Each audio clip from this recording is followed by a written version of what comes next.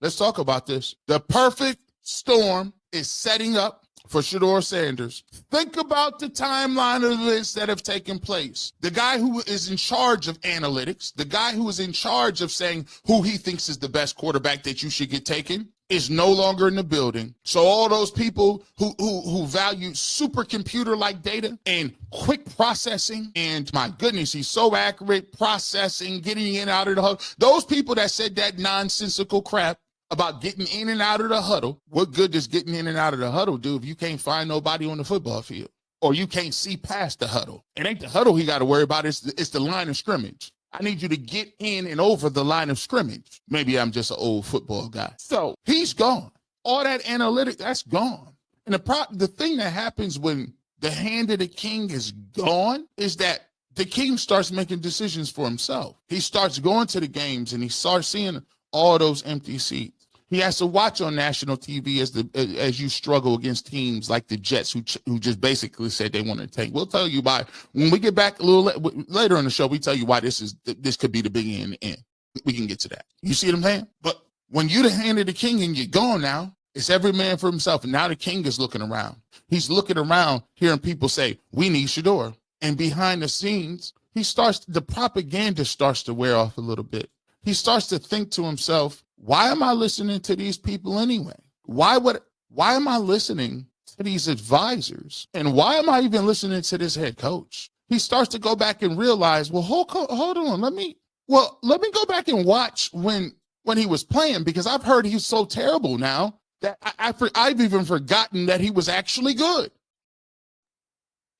Trade deadline come and go. No Shedeur Sanders trades. You think that's a coincidence? Shedeur Sanders is a lottery ticket. Even if let me just give y'all something. I'm speaking just from hypotheticals here. You want to get away from the Deshaun Watson move, right? All that guaranteed money can't move off of him. You can't trade Myles Garrett because it's cap hit either. So stop writing those articles. But you know what you can do? You can make Myles Garrett extremely happy by playing Shedeur Sanders, because guess what? He would love to see him play. He's talked about how every single week he comes in and he goes right by the coach's office. And Shedeur's in there. Denzel Ward, he likes what he's seeing from Shedeur Sanders. And if you are Jimmy Haslam, I'm not advocating you play anybody just because you want to sell tickets. But it wouldn't be the first time it happened. If you're telling me the Denver Broncos used a first-round pick on Tim Tebow and played him multiple years. Hold on, let me bring that back. The Broncos drafted Tim Tebow, and he was the worst thrower of the football that we have seen maybe ever. And he went in the first round. So you're telling me Shedeur Sanders is worse than Tim Tebow? He's worse than Zach Wilson?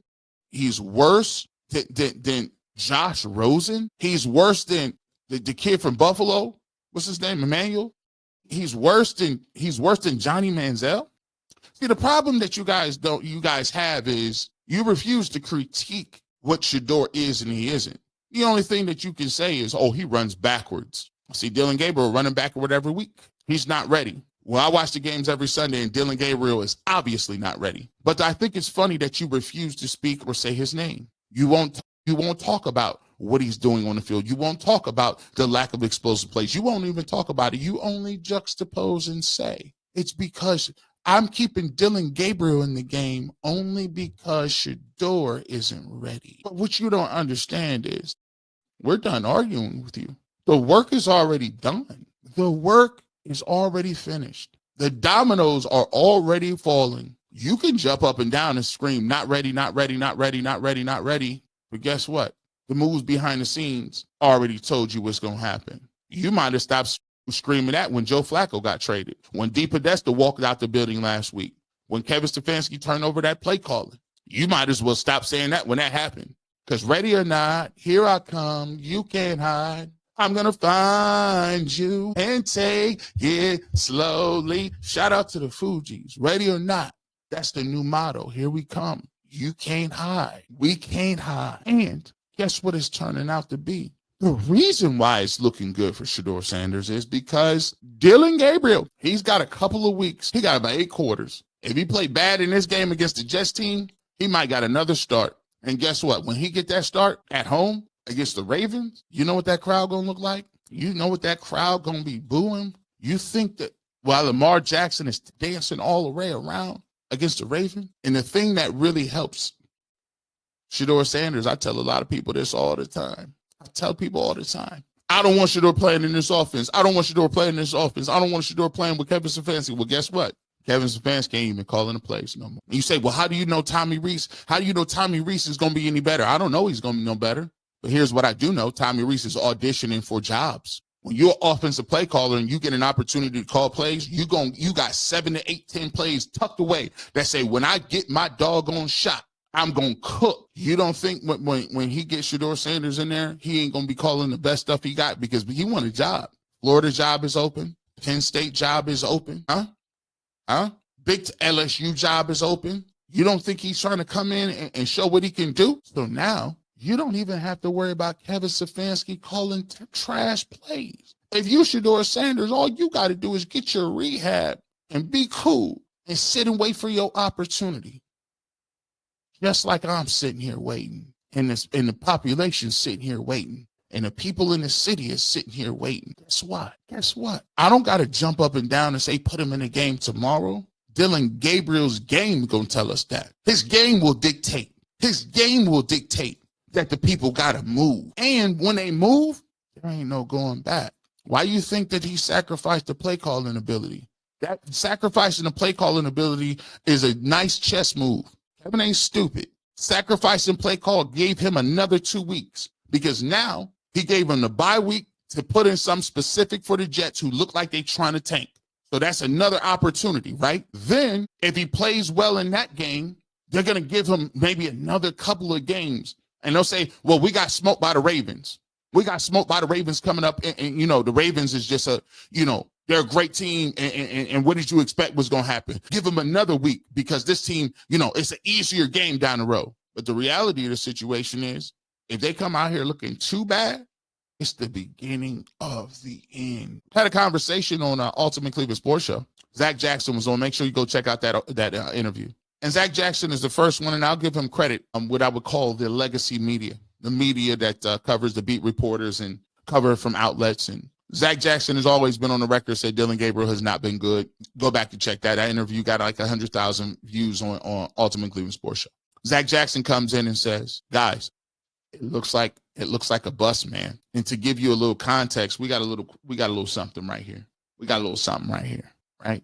The Dogs, a Cleveland Browns podcast, says, this is why the Browns really need to see what they have in Shedeur Sanders. The latest mock draft from The Athletic has the Browns taking Alabama quarterback Ty Simpson at number 8 overall. If you are going to use a first-round pick on a quarterback, you better be certain the other guy on your roster isn't that dude. In this scenario, you are passing up on Carnell Tate and Jordan Tyson to draft the third quarterback in the last 2 years. In this scenario, the Browns are able to land Chris Bell later in the round. While I like Bell as a receiver, there is a talent gap you are forfeiting to select a quarterback early. And you're also taking yourself out of the offensive tackle market in the first round. You see, I've been setting this up for a long time, people. You can't just watch the Barbershop in one video. You got to watch the whole series. This has been a series from start to finish in succession, chronological order. I've been told it started with the quarterbacks in 26, eloquently pointed out the flaws of each and every one of those quarterbacks and why they were not the answer. I then told you, let's break down the cap issues with the offensive linemen and how none of those offensive linemen are under contract. Now, let's talk about how the receivers, every single week we come up here and we talk about why the receivers ain't this and the offensive line and we don't have people and we don't have parts. And the reason why we're not good and it's not Kevin's fault because we don't have playmakers. But in this case, you always making the same mistakes week after week because you are emotional, short-minded, narrow-minded, and you don't look past your own personal bias. Why in the world would I pass over Carnell Tate or Jordan Tyson to take a quarterback that has played well for 1 year? You pass on all available blue chip tackles. You pass on the 2 blue chip receivers to go drop down and take worse talent again. You always trying to step down and take lesser talent. You're always trying to not draft in the first again. So you take Chris Bell, he cool, but the last time you took a Bell, it was David, and he don't even play no more in the 3rd round. So again, you complain about not having Jamar Chases. You complain about not having Justin Jeffersons. You complain about the fact that you don't have some of the blue chip receivers and no tackles. But yet and still, when you get an opportunity to be on the board, you continuously go do the same stupid things that you've done now. Now think about it. Think about it. I just gave you a whole hour of talking about how stupid the quarterback competition was. And with this scenario, you know what you're going to do? You're going to go into next season with no linemen. You're going to go into this season with a receiver that is not as good as the other guys. And you're going to go in with another quarterback. Now you have Dillon Gabriel, you have Shedeur Sanders, and you have Ty Simpson. And then you know what you're going to do? You're going to have another quarterback competition. We're going to have another quarterback tracker where we check out whose reps are where and what we're doing. And then guess what? Shedeur Sanders still won't get reps. At that point, Dillon Gabriel won't even get reps. They may let him play for a little bit. And then arbitrarily, Ty Simpson will go in the game because guess why? He's a 1st-round pick.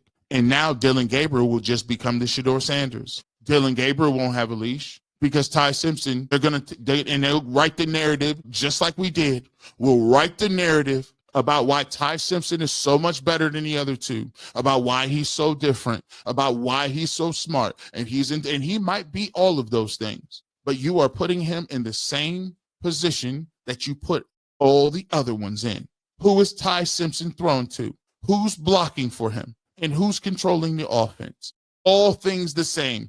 Kevin Stefanski, nobody and nobody. But you never learn. So let's go to my man and bring it back again. Zach Jackson is the first person to pull up and say, you fools, if you was smart, if you was any intelligent, when Dillon Gabriel flames out, you give Shedeur Sanders every opportunity to be the dude. You put every resource into him that you put into Dillon Gabriel. You pull every lever possible to make sure that this guy gets a leeway to get to where you need to go and that he gets an opportunity. And if he shows potential and promise, your quarterback in 26 is already on the damn roster.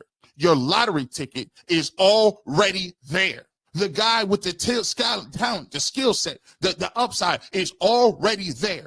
And then what you can do is take Cardinal Tate and the best available lineman and cook. Now Jerry Jeudy don't have to be the only receiver. You then go back and you get back into that round and you go get me some more receivers and more linemen. And then you know what you got in 2026? Dillon Gabriel, the guy you drafted that you saw could be a good backup, is there.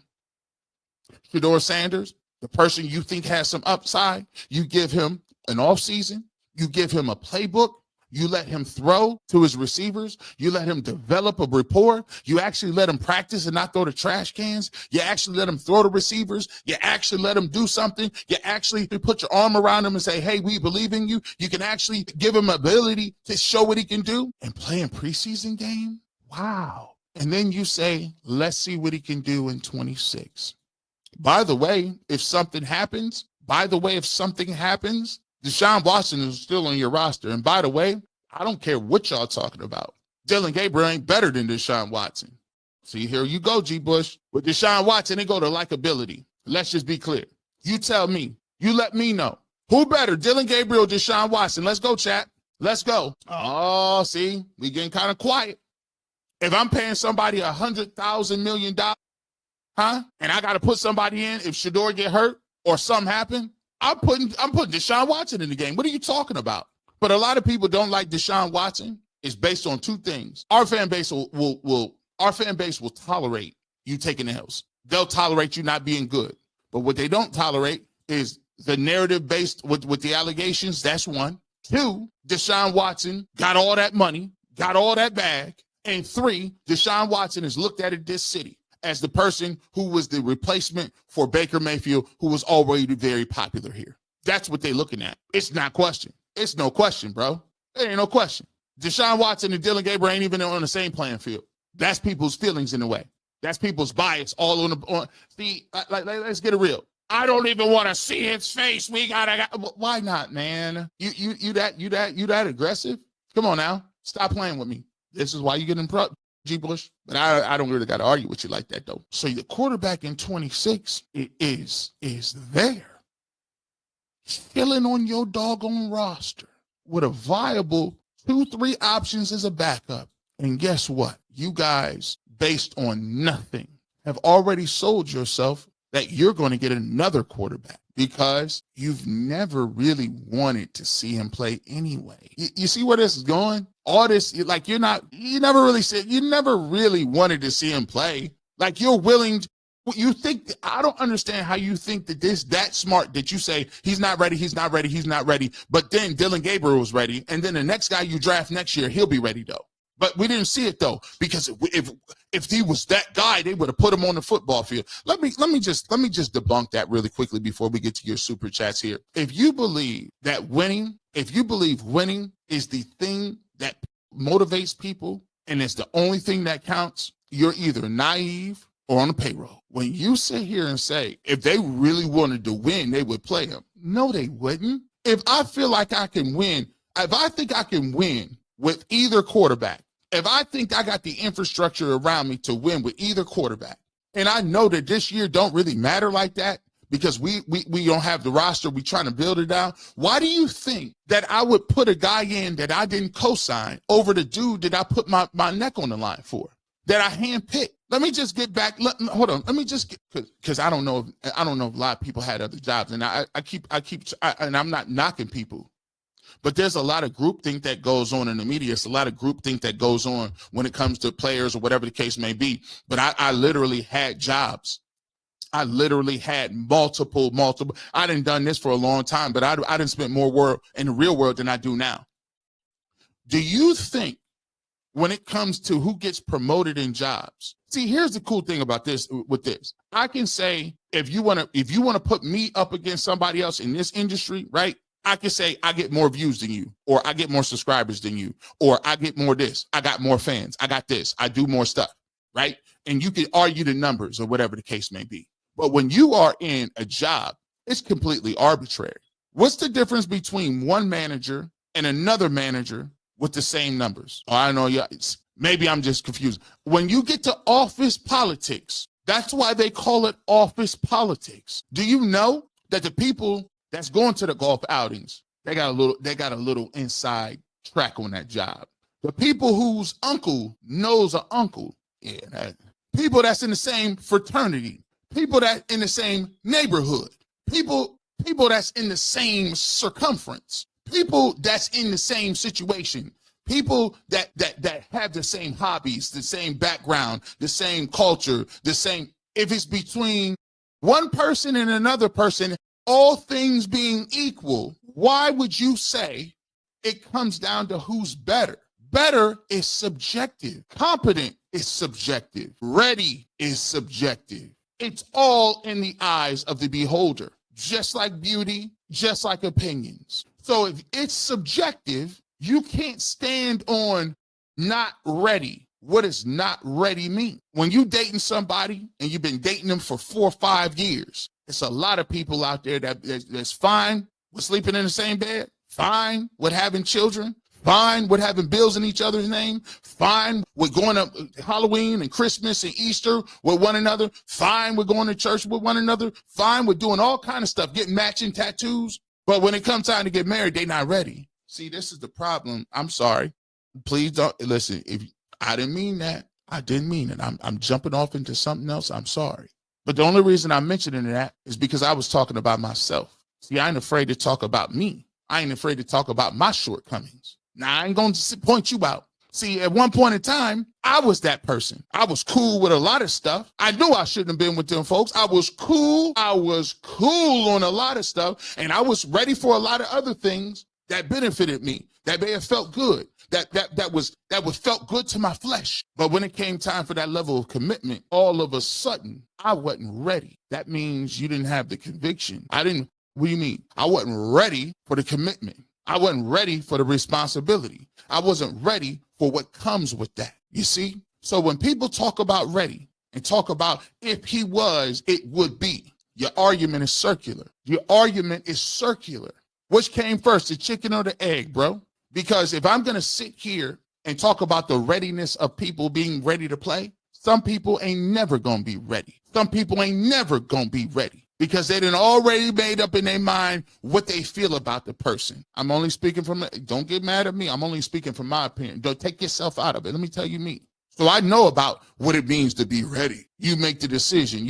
I'm with somebody. They good enough for all that other stuff, but guess what? I ain't ready for that. I don't understand why y'all can't understand it and why you can't get it. But what my job is to do is my job ain't here to argue with you. It's to educate the people. My job is to educate them why things happen and why it jumps off. So when we talk about this situation, I chill out and move around. You can have what you want to have.